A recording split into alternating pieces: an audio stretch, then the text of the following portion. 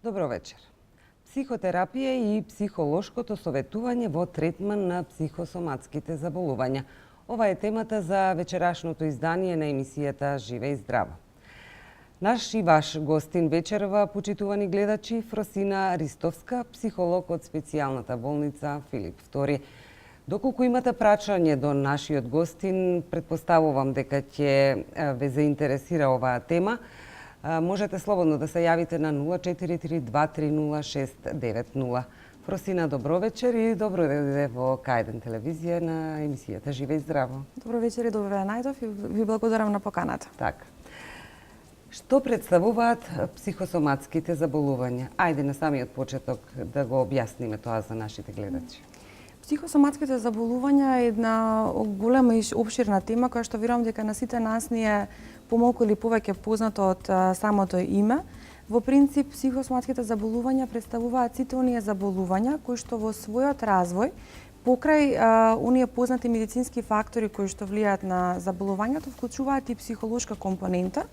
Односно, за психосоматски заболувања ги сметаме сите заболувања кои што во себе го вклучуваат стресот како ризик фактор за настанување на заболувањето.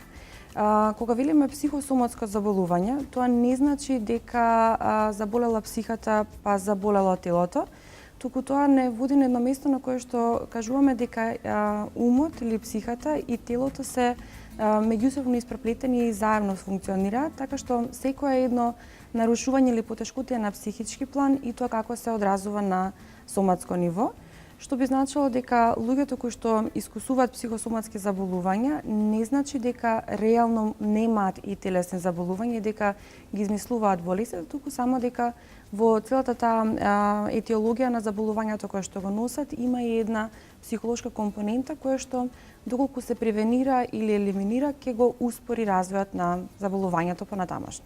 Така. Кој е склон кон овие заболувања? Можеме ли да направиме една паралела? Дали жените, дали мажите повеќе? Која е возраста на која најчесто се заболуваат луѓето од овие болести? Во принцип, сите ние сме и тоа како изложени на можноста да развиеме психосоматска заболување, затоа што, како што знаете, и дури за бебињата самиот чин на раѓање, на доаѓање на овој свет знае да биде многу стресен. Тој прв плач кој што го символизира некако нашиот живот и нашето доаѓање за бебето е стрес.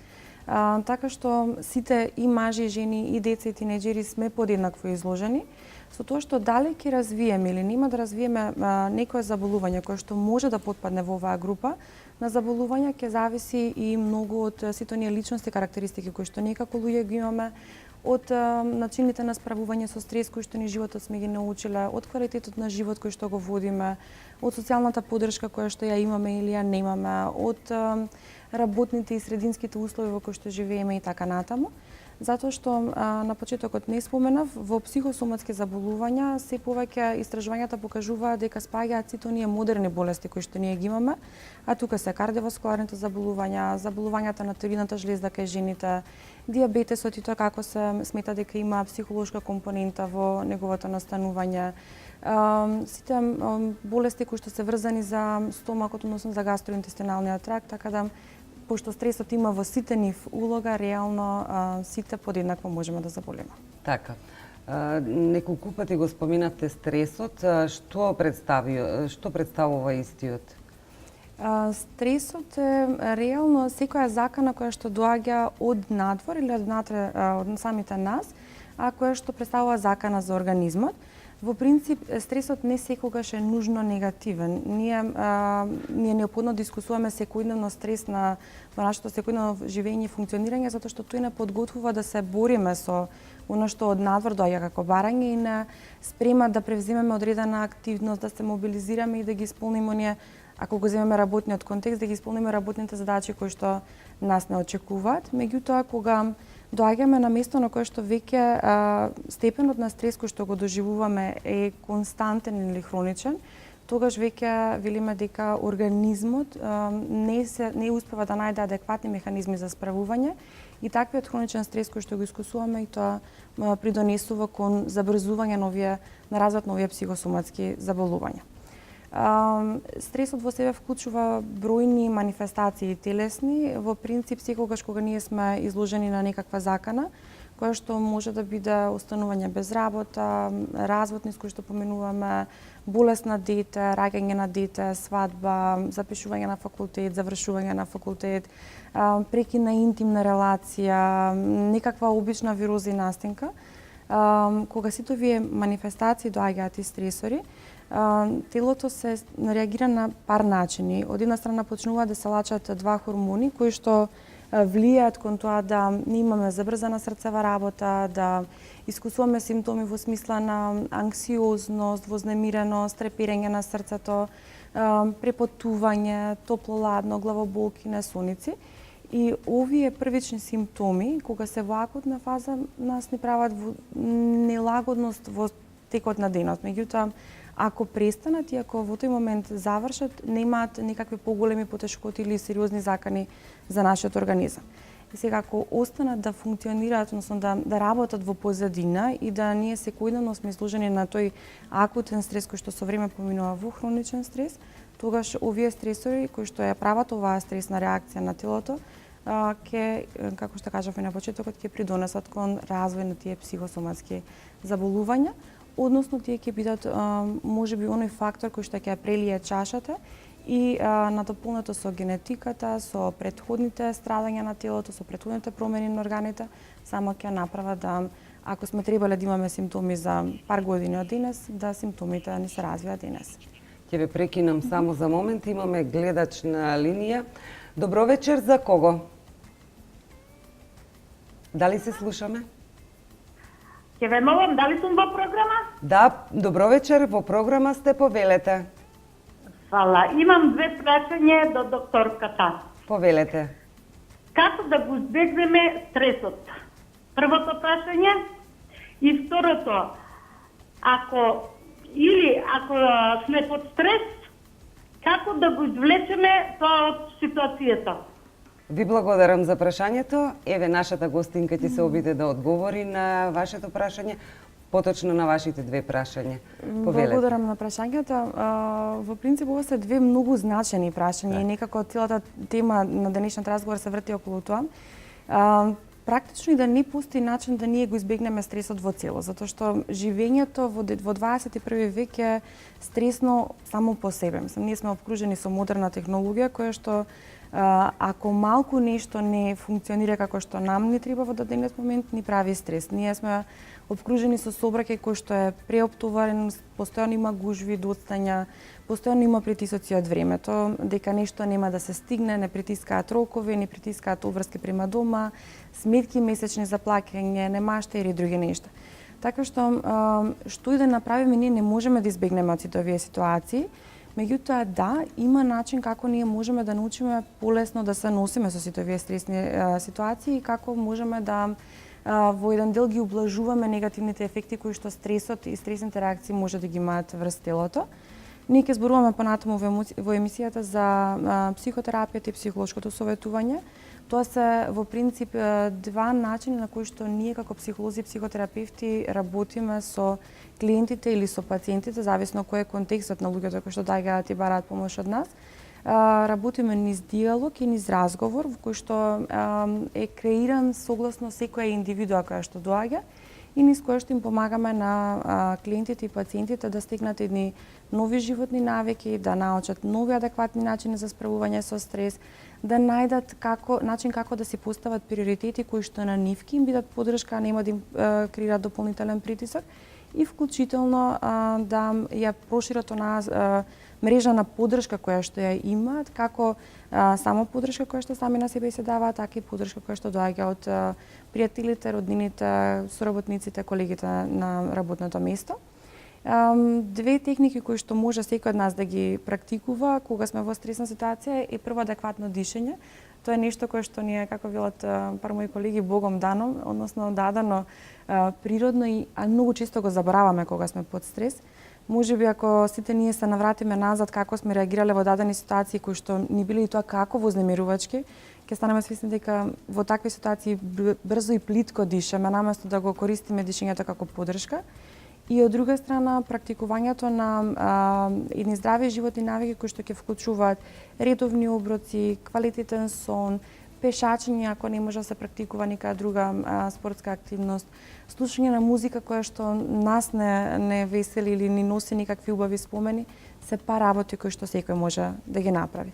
Постојат и многу други техники кои што ние можеме да ги учиме, меѓутоа тие бараат и време и дисциплина, и во исто време мора да е избор на самиот клиент или на пациент дека веќе е крајно време да направи нешто за себе и да ги направи оние промени кои што би му гарантирале на некој начин поадекватно живење.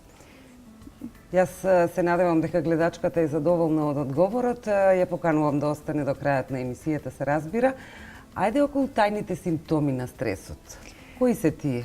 Тајните симптоми одат, едни се манифестни, едни се тајни. Тајните се врзани за кортизолот, тоа е еден хормон кој што се лачи во телото и во принцип секогаш кога ние сме изложени на хроничен стрес, овој кортизол како хормон се лачи и он прави еден воспалителен процес во позадината на организмот. Тоа е што ние не го гледаме со голо око, а кое што кога предолго време трае, му нанесува штети на секој еден орган во нашиот организам. Од друга страна, оно што е манифестно, ама многу често ние си го боиме со разноразни објаснувања зошто го проживуваме, тоа се оние типични вегетативни симптоми кои што ги имаме, во смисла, некои ги споменавме претходно, во смисла препотување на дланките, веќе видите многу млади, особено луѓе кога се изложени пред јавен настап, се препотуваат, им се скоро помодри рацете од стрес и од непријатност. Може да доживуваме бранови на топлини и ладно кои што паралелно се менуваат. Може да имаме анксиозност која што не баш секогаш се манифестира, во смисла ние не можеме да знаеме кој кога има срцебиење кое што му прави немир и нелагодност, ама оној кој што е под стрес и тоа како си го чувствува овој дел, може да имаме вознемирен стомак. Многу често студентите се таа интересна популација за обсервирање и за анализирање, особено кога е таа прва година, кога се брусаш и допрва доаѓаат во една средина која што бара многу поголеми одговорности, многу поголеми стресови. Ќе најдете еден куп студенти кои што самиот стрес и самото изложување и неизвестност некако им прави еден куп симптоми на врзани за гастроинтестиналниот тракт во смисла на вознемирени црева, болки во желудникот, промени во столицата, несоница која што понатаму се рефлектира и со подочници и со една иритабилност и вознемиреност која што не може да се контролира и така натаму. Велам, со голо око за обичниот човек може да не биде видливо, некои симптоми да може да се забележат, меѓутоа голем дел од овие симптоми луѓето се ги поминуваат молчејки и објаснувајќи се ги на друг начин, се додека не додат во фаза каде што веќе им се неподносливи и најчесто во тие ситуации ретко кој бара психолог или психотерапевт, сите тргаат прво да бараат лекар, затоа што здраворазумски кога мене срцето ми прескокнува да побарам кардиолог и да видам дали јас имам можеби проблеми со срцето или ако постојано чувствувам некаква кнедла во грлото да тргнам на ендокринолог или на некој кој што ќе ми ја прегледа тиридната жлезда па ќе ми каже дали јас имам или немам некакво нарушување. И кога веќе лекарот ќе исклучи дека од аспект на кардиоваскуларен систем се е во ред или дека од аспект на тироидна жлезда се е во ред или оно што кај нас во болницата се нуди, ако се направат генетски испитувања и се види дека да, за дадени заболувања немаме предиспозиции или за дадени заболувања немаме, тогаш остануваме ние како психолози, како психотерапевти, оние кои што во овие ситуации може да интервенираат и да на овие индивидуи им помогнат да сите овие телесни симптоми кои што ги имаат, кои што сами ги доживуваат, од една страна ги уважат како такви, пошто не е дека ги измислуваат, реално ги чувствуваат, ама и да во исто време научат како да ги сваќаат како нешто кое што е моментална манифестација, а не болест, кој што може да се третира, меѓутоа ако биде константна манифестација и не се превземе ништо по однос на нивно менаџирање и тоа како ќе доведе до понатамошни нарушувања на органите. Тоа што рековме, умот и телото се поврзани. Тоа е една дијада која што во минатите векови можеби ја двоели и психолозите и медицинарите, меѓутоа со сите оние нови модели на тоа како го гледаме континуумот на здраве и на болест, веќе доаѓаме на место каде што велиме дека човекот е целина и дека не можеме да го исклучиме едното од другото. Се поставува дали има што е прво, дали е психичкото или телесното, меѓутоа ако имам телесна болест, многу веројатно дека и ќе имам и други еден куп стравови, вознемирувања, анксиозности, депресивни симптоматологии и обратно, ако ги имам овие кои што доаѓаат од психичко потекло, никако многу веројатно дека ќе развивам и соматска болест со тек на време. Така. Тоа е за моменталниот стрес, кога луѓето во моментот чувствуваат срцебиење или потење на дланките. Меѓутоа, што со хроничниот стрес? Како да препознаеме дека ние хронично сме под стрес? Има пар начини. Сега многу е битно да земеме дадена средина, например. Ако го земеме работното место како дел на кој што возрастниот човек поминува добри 8 часа од својот живот, вие ќе видите дека оние луѓе кои што веќе се под константен стрес и кои што се под хроничен стрес, прво почнуваат да не доаѓаат на работа, второ доаѓаат постојано нервозни, напнати, не одговараат онака како што претходно одговарале, доаѓаат со едно незадоволство и со една неодговорност према оно што се нивни работни задачи. Многу често ќе имаат боледување и отсуства, многу често ќе влегуваат во конфликти кои што се неосновани. Тоа е еден сегмент. Ако гледаме како стресот хроничен се манифестира во нашите интимни релации, кои што претпоставуваме дека ги сочинуваат другите 8 часа од нашето живење, индивидуите кои што се под хроничен стрес најчесто влегуваат во конфликтни релации со своите сакани, не затоа што помалку ги сакаат или затоа што нивните сакани им прават некакви обструкции или потешкоти, туку затоа што веќе во себе не наоѓаат ресурси за нешто кое што е банална работа од типот на чашата стои свртена према една страна, а смета дека треба према друга страна да стои, веќе не реагираат и за такви ситници многу бурно. Кога сум под стрес, многу бракови се распаѓаат, многу деца не секајќи развиваат анксиозности и паники затоа што не успеваат да најдат, ако е родителот, например, тој кој што е под хроничен стрес, не наоѓаат начин како со него да искомуницираат. Ако е дете жртва на стрес и на некаква согореност, тогаш ќе видите децата како грицкаат константно ногти, како влечат коса постојано или си ја кубат косата, како имаат постојано чукање со прсти или со нозе во место. Може да се многу посклони кон кридање на тепачки кои што се неоправдани, да го променат однесувањето во училиште и во ред други средини. Така да, кој год да е контекстот, многу значено е да трагаме, да видиме што е оно што придонело реално кон искусување на овој хроничен стрес и како оваа индивидуа која што истот го проживува согорела на некој начин, односно дошла до степен каде што сите здрави капацитети и ресурси ги потрошила и откако ќе го детектираме изворот на некој начин да и помогнеме да се справи. Добрата работа е дека кога сме ние под стрес и тоа како можеме да направиме да се вратиме во нормала и да живееме живот кој што е за нас првично избалансиран и добар, а потоа и за сите оние кои што нам не се битни. Идејата е да само научиме како да бараме помош и кога да бараме помошта. За жал, се уште сведочам на тоа дека многу тешко ни оди барањето помош.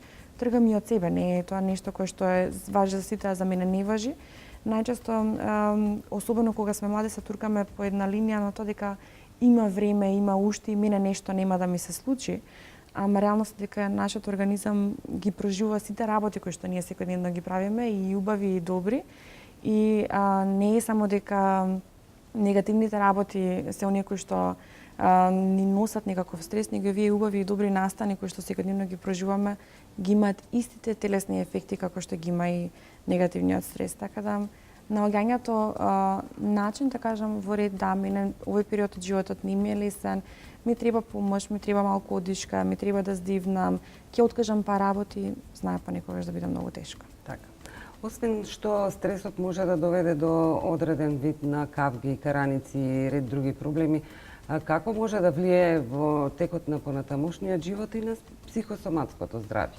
Како што рековме на почетокот, стресот е едно од оние компоненти кои што го забрзува циклусот на развој на болести, Например, ние работиме генерално со една голема популација на пациенти кои што имаат кардиоваскуларни заболувања. Тоа се заболувања кои што го афектираат кардиоваскуларниот систем. И во принцип вие ќе видите многу млади и успешни луѓе кои што се на раководни функции, кои што имаат своји приватни бизниси, кога се под стрес, иако претходно немале никакви симптоми, најнаш добиваат миокарден инфаркт или добиваат никаков, не дај Боже, мозочен удар или настануваат еден куп проблеми кои што мора да ги решаваат, па дури и развојот на хипертензија, односно покачен крвен притисок, може да биде одраз на тоа дека во тој даден момент индивидуата искусува поголемо количество на стрес. Кога тој стрес ќе почне да го убрзува развојот на овие болести, колку подолго време трае стресот, толку побрза ќе биде прогресијата и толку понеквалитетен ќе биде начинот на живење, односно животот кој што ние ќе го водиме. Така што хроничниот стрес помага кон развој на тие хронични заболувања, нешто кога е хронично малтене трае за целиот живот. Не е дека не може да се живее квалитетен живот и кога имаме кардиоваскуларно заболување и кога ќе поминеме операција, меѓутоа тогаш поискусуваме еден друг стрес, а тоа е прифаќање дека јас од мојата немарност, несовесност или не наоѓање време да се грижам за себе, сум придонела да се забрза болеста која што ја имам и од друга страна сега треба да прифатам дека благодарение на таа болест, условно кажано, јас ќе морам да правам модификации во животот кои што па и не морале да настанат како резултат на болест, него можеле да бидат многу пред болеста. Ние не можеме да се заштитиме од се, па ќе кажам, меѓутоа психологијата и психотерапијата се нешто кој што може да биде подршка, исто како што генетиката во современата медицина може да биде некаков индикатор за тоа према што ние сме склони. И веќе кога знаеме према што сме склони, ако знам дека имам тенденција да во сите ситуации за најмали работи избувнувам, бидем импулсивна или проживувам хроничен стрес, тогаш моја одговорност е да побарам помош и да научам како со тој стрес или со таа напнатост да се носам. Исто како што велиме во генетиката, ако има веќе предиспозиција, бараме начин како таа предиспозиција да не биде нешто кое што ќе биде како се вели 100% реализирана, него ќе биде превенирана уште пред да се развие болеста. Така. Ако стресот може да доведе до кардиоваскуларни заболувања, може ли кардиоваскуларните заболувања да доведат до стрес? Од еден обичен преглед каде што ќе му биде дијагностицирано било какво кардиоваскуларно заболување на пациентот и сето тоа кај него да предизвика дополнителен стрес. Дали е можно тоа? Тоа е можно и најчесто мислам, затоа што сум дел од болница, една од моите улоги е да ние ги учиме сите пациенти како да се носат со стресот кој што дијагнозата го носи. Затоа што најтешко ние да кажеме дека нешто настанало како стрес. Меѓутоа, со знанието дека јас денеска имам сериозен проблем со моето срце или дека моите крвни садови се запушени или не работат правилно или крвта не циркулира адекватно, не носи на едно место на кое што прво треба да прифатиме улога на болен. Да се биде болен не е лесно, тоа сите ние го знаеме и од една обична вируза, па знаеме и да испаничиме и да залегнеме 2-3 дена, 5 колку што е неопходно дека се оправиме и други нешта. А кога веќе има хронично заболување, например коронарна болест, тогаш колку е помлад индивидуата, толку стресот е поголем, затоа што се соочуваме со прашањата како јас ќе живеам, дали јас ќе живеам исто толку квалитетно како што сум живеел претходно. Дали ќе можам да ги обавувам сите обврски кои што се очекуваат од мене на работното место, во приватниот живот, во релацијата со мојот интимен партнер, во релацијата со моите деца. Што за мене болеста ќе значи и што јас понатаму смеам или не смеам да правам. Дали наредните одмори ќе ги поминам лежејќи во соба и не правејќи ништо или ќе можам да пливам, да се сончам и да скијам така како што сум правил претходните години. Така да сите овие прашања кога пациентот сам ги поминува, се и тоа како извор на огромен стрес. Наша улога како психолози, како психотерапевти е да работиме со пациентите на прво разјаснување што реално оваа дијагноза значи во соработка со лекарите и во со нивна координација, во проценување на тоа што после оваа дијагноза индивидуата смее или не смее да прави и креирање на еден, не сакам да кажам план на живот, меѓутоа креирање еден простор во кој што индивидуот, односно пациентот кој што веќе има болеста, би живеел исто толку нормално и адекватно како што живеел и претходно.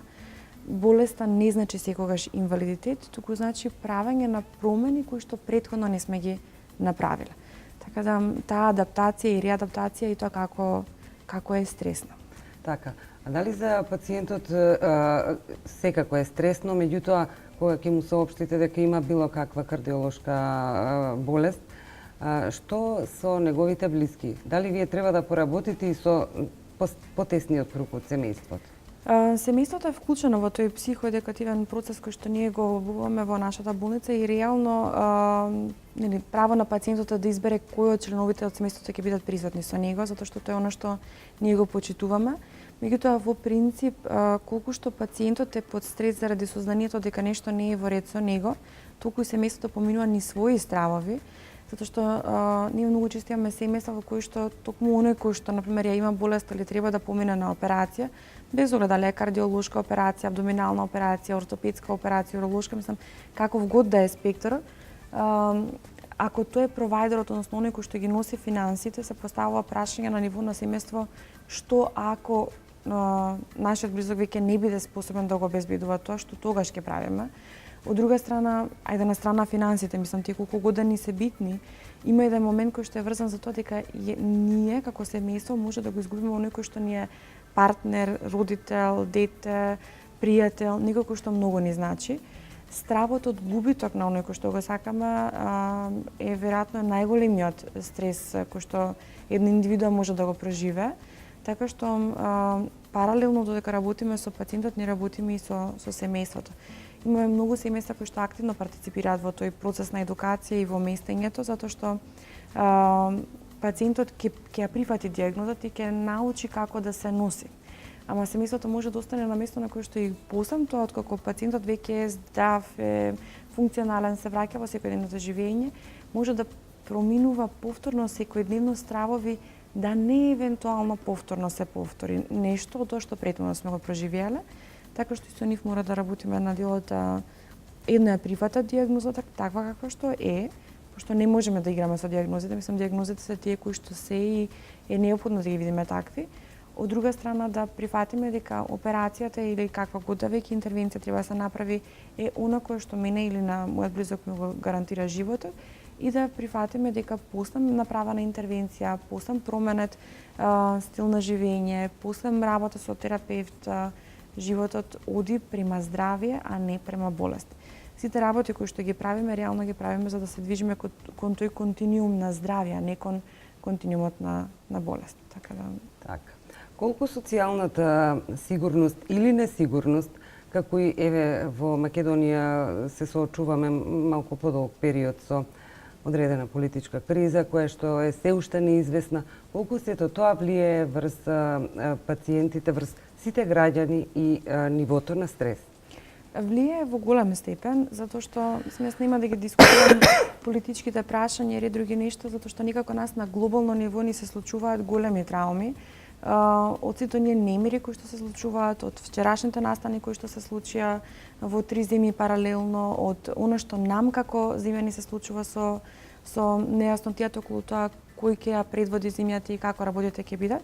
Сите овие нешто се врзани за тој екзистенцијален страв, односно стравот од тоа дека јас можеби нема да преживеам и прашање ако преживеам каков живот ќе живеам. Така што контекстот го дефинира и нивото на стрес. Ние не можеме да кажеме дека не сме изложени на стрес ако тоа е секаде околу нас. Сега не можеме да го избегнеме, пошто за жал немаме друга планета Земја на која што бисме поминали би живееле. Да, можеби ако ја замислиме, ако фантазираме и некако ќе се појави, меѓутоа реалноста е дека ова е таа наша земја која што не имаме и без оглед дали сме во Македонија, во Албанија, во Грција, во Турција, во Америка, едното исто го проживуваме на помал или на поголем начин. И тој константен стрес влие и се носи цената со себе. Така. Што можеме сите ние да направиме против стресот? Како да се заштитиме? Барем на некој одреден начин.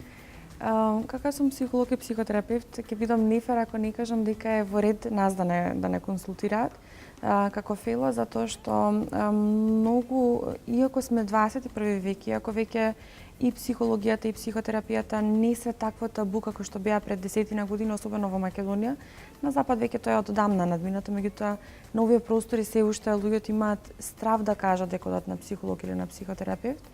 Барањето поддршка од стручни лица е едниот аспект, меѓутоа и сите ние можеме секојдневно да практикуваме работи во смисла да имаме редовен сон кој што ќе биде барем 6 часа, да имаме редовни оброци, затоа што и нередовното внесување храна му прави дополнителен стрес на организмот.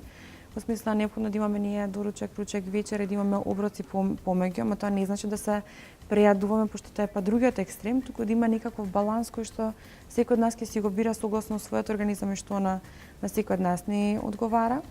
Внесувањето на свежи оброци, на многу зеленчуки, на многу овошје, пиењето доволно количество вода, пешачењето, практикувањето спорт, рековме слушањето музика, креирањето интимни врски, креирањето на круг на пријатели кои што се позитивни, кои што ни се тука кога не само кога ни е тешко, него и кога ни е убаво и обратно.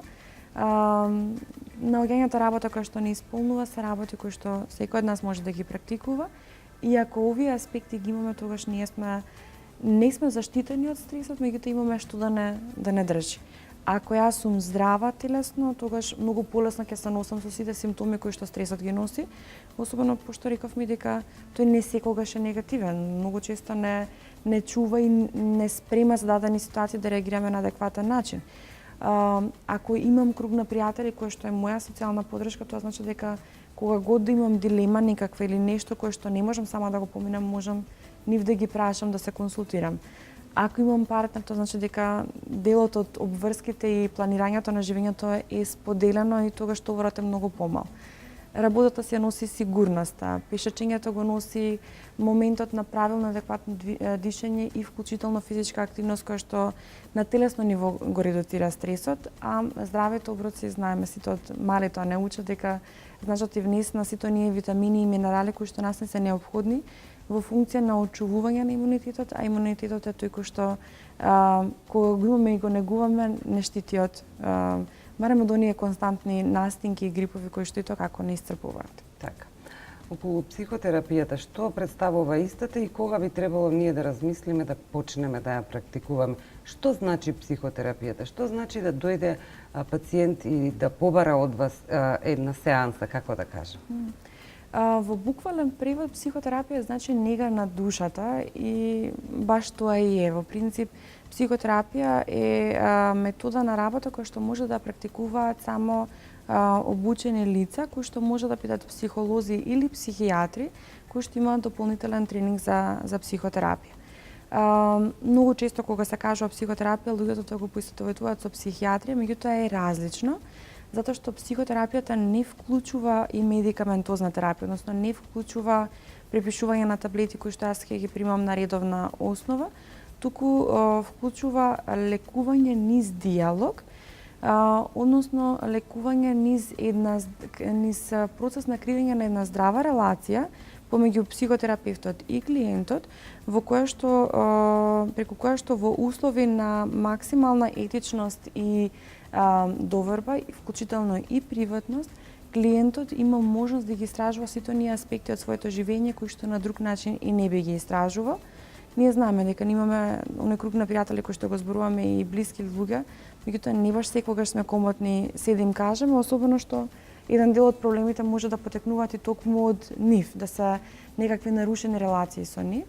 Така што кога клиентот доаѓа на психотерапија, тој креира договор со терапевтот на етичност, приватност, доверливост, почитување и недискриминирање, во кој што ги истражува сите оние аспекти од своето живење кои што во моментот му се нарушени или се дисфункционални. Постојат повеќе правци на психотерапија, оно што јас го работам е гешталт психотерапија и тоа е правец во психотерапија кој што е холистички и кој што на индивидуата гледа како на целост и верува дека секој еден од нас има здрави капацитети и дека има можност да биде многу подобро од она што денес во овој момент е. Понекогаш само ни треба малку поддршка и завршување на оно што не сме го завршиле низ животот, за да отвориме еден нов аспект на функционирање, еден нов аспект на гледање. Тука е и психодрамата, тука е и трансакционата анализа и когнитив бихевиор терапија, така да има повеќе правци и реално секој од клиентите си бира со каков терапевт сака да работи. Во принцип терапевтот е битен, меѓутоа многу побитен е изборот на клиентот дека сака да дојде на психотерапија и дека сака да проба низ разговори, низ експериментирање да најде место кое што за него ќе биде поддржувачки, од кое што ќе ги црпи сите оние дополнителни извори на енергија кои што ќе му помагаат во секојдневието. А кога да се јавиме, реално не треба да имаме проблем за да бараме психотерапевт, затоа што на западот е модерно да меѓу матичните стоматолози и лекари имате и матичен психотерапевт со кој што работите на сите оние потешкоти кои што секојдневно се исклучуваат. Ако не знам, ако е клиентот заглавен на факултет и не може никако да заврши, ако нема никаков проблем.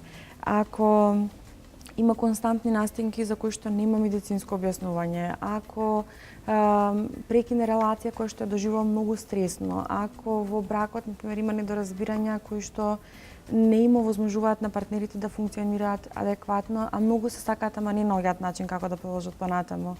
Ако загубиме некој близок, ако, не де Боже, дете ни се разболи, ако сме пред одлука да донесеме во смисла дали да купам стан или куќа, буквално се што може да ви текне како дилема, како потешкоти или место на кое што нешто не ви оди од рака, може да се побара психотерапевт, затоа што нашата улога е да бидеме поддршка низ тој процес кој што клиентот и сам би го изодел, меѓутоа може да му бара многу повеќе време и енергија, што би значило и поодложено решавање. Во исто време, ова со ние секојдневни работи, меѓутоа психотерапија може да се побари во ситуација кога не имаме веќе манифестна анксиозност, за која што може или не мора да се примаат лекарства, зависно во која фаза е клиентот. Депресивните расстройства, депресијата исто така се нешто кое што може да се третира со психотерапија и истражувањата покажуваат дека и за анксиозноста и за депресијата тој комбиниран пристап во смисла на медикаментозна терапија и психотерапија е добитна комбинација кога е во поодминати фази. Обсесивно-компулсивните нарушувања, алкохолизмот, претераното пушење, злоупотребата на дрога и на ред други супстанции, сите тие ситуации може да бидат простор да се побара разговор со психотерапевт. И сега, оно што ми е битно да го знаат луѓето, дека ние немаме магични стапчиња и не е дека од еден разговор ќе се завршат сите нешта. Во принцип, психотерапијата е процес кој што трае, исто како што и во медицината лекувањето не завршува за еден ден, туку ние имаме лекови кои што ги пиеме за регулирање на притисокот и до крајот на животот. Психотерапијата не се прави до крајот на животот, меѓутоа е нешто кое што бара одреден временски период да клиентот е посветен на себе, не на релацијата терапевт-клиент, него на себе и да остане лојален на таа желба да направи промена и да биде добро. Колку терапии ќе бидат потребни е многу индивидуално. Јас имам клиенти кои што и со 3 третмани знаат да заменат задоволни и да имаат јаснотија према што сакаат да се движат, има и такви кои што доаѓаат многу почесто, има и такви кои што решаваат дека откако ќе завршат со она што им бил примерен причинител зошто да дојдат на психотерапија, бираат да доаѓаат еднаш, 2 пати во 2 месеци за да чисто имаат некаков континуитет и да оно што во тој момент некако им е стресно да го проверат и да најдат начин како да се наместат и поддржат да го поминат полесно процесот. Така. Сега, можеби не би требало при првото потење на рацете или при првото срцебиење да побараме психолог, меѓутоа, доколку имаме такви проблеми, а не бараме помош, какви компликации можат да настанат? Тука страда веќе квалитетот на менталното здравје. Јас се служувам со вас дека не баш секоја реакција која што не имаме треба да наноси на лекар или дека треба ние веднаш да бараме психолог или психотерапевт. Ние сите си чувствуваме колку време дадени ситуации траат и моето искуство е дека клиентите пред да побараат помош, во смисла пред да побараат да работат на себе, поминуваат месец, 2, 3, половина година, додека дефинитивно не речат дека ова е нешто кое што јас веќе не можам да го трпам затоа што ме вознемирува, ми го нарушува квалитетот на функционирање и квалитетот на живење и тогаш веќе бараат помош. Ако предолго време трае и не се бара помош, може да дојдеме на место на кое што веќе сите оние аспекти од менталното здраве, кои што се и анксиозноста, и депресивноста и емоционалното здраве ќе страдаат и може да не однесе према некакви посериозни нарушувања кои што ќе бараат и поинтензивен и подолго траен третман. Меѓутоа, па и претераното одење и барање помош може да однесе во еден друг екстрем, тоа е одење на место на некој кој што е хипохондрик, кој што постојано бара болест за секој еден симптом, што повторно е поврзано со менталното здраве. Затоа е тој затворен круг кога еднаш ќе тргнеме да бараме нешто, ако ја изгубиме критичноста, кога веќе е време да застанеме, страда се. Затоа се сложам со вас дека не при секој симптом, меѓутоа ако нешто трае долго, треба да се побара помош, затоа што ако не се бара, онда квалитетот на ментално здравје страда. Веќе анксиозноста и депресивноста како реакција, ајде да не ги велам нарушување, зашто не секоја вознемиреност значи и анксиозно расстройство и не секоја така кој што ние проживаме значи депресивно расстройство, далеко од тоа. На нив можеме да гледаме како на фази на некаква адаптација во која што ние креативно гледаме како да излеземе од некаква ситуација која што ја поменуваме. Меѓутоа, ако тие предолго време траат, ќе отидат во расстройство. Процесот на обжалување многу често знае да се меша со една длабока депресија, меѓутоа тагувањето по загубен човек, по некој кој што нас не е многу битен, не секогаш значи и депресија, а го нарушува квалитетот на менталното здраве, затоа што па ако е неадекватно обжалувањето, тогаш може да имаме и други плюс надоврзани пореметувања. Така, за да го намалиме стресот, што треба да направиме? Да ги најдеме причините кои што ни го предизвикуваат тоа? Или да ги најдеме причините, со тоа што некогаш е многу тешко, некогаш ме заборавам една клиентка како ми рече, па добро, вика, како да најдам што ми носи стрес, кога вика јас за се нешто се нервирам. Мислам, невозможно да најдеме што е точно почетокот, затоа што ако се враќаме наназад, ние ќе видиме дека симптомите почнаа не дека многу поодамна, ама стрес на стрес, ден за ден, па и си се надоврзуваат работите, веројатно. Исто, се надоврзуваат и се акумулира и тоа е како темпирана бомба, прашање само кога нешто ќе активира и ќе направи или некакво психолошко страдање или ќе направи некакво соматско страдање. Трагањето према тоа што е во овој момент за мене извор на стрес, во денеска, во овој момент додека сум например јас со вас во емисија, што мене ми прави некаква вознемиреност или што денеска мене ми изместило е нешто кое што ако го препознам може да ми помогне да денес го завршам и го разрешам на начин на кој што ако не е од животно значење, ќе го оставам, ќе го уважам дека во ред да ме поместило, ме вознемирило, меѓутоа не е најважниот аспект за мене, завршило. Ако е нешто кое што трае веќе долго време, да видам што е тоа што го носи и дали можам таму нешто да променам. И кога веќе изворот го имаме, многу полесно е наоѓањето на адекватен механизам за справување, затоа што во принцип тие coping strategies или стратегии за справување со стрес се делат на две поголеми групи. Едните се насочени кон решавање на проблемот, односно превземање активности кои што ќе вклучат адекватно решавање на оно што е реален проблем или справување насочено кон емоциите кои што го опфаќа другиот аспект кој што за нас како психолози е многу поинтересен за истражување, тоа е наоѓање начин на кој што јас можам да се справам со емоциите.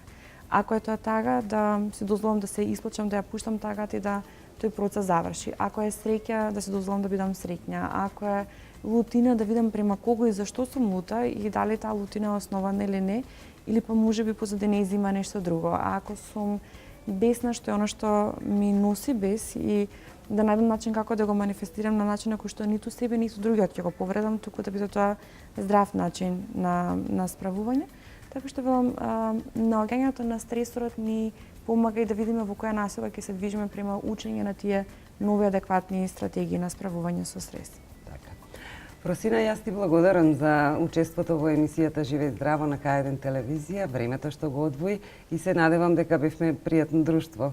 Ви благодарам на поканата, уживам во вашата емисија и верувам дека успеавме да допреме до гледачите и да некако психологијата и психотерапијата им ги доближиме на начин на кој што веќе нема да бидат табу. Така. Ви благодарам Уште еднаш ви благодарам и јас.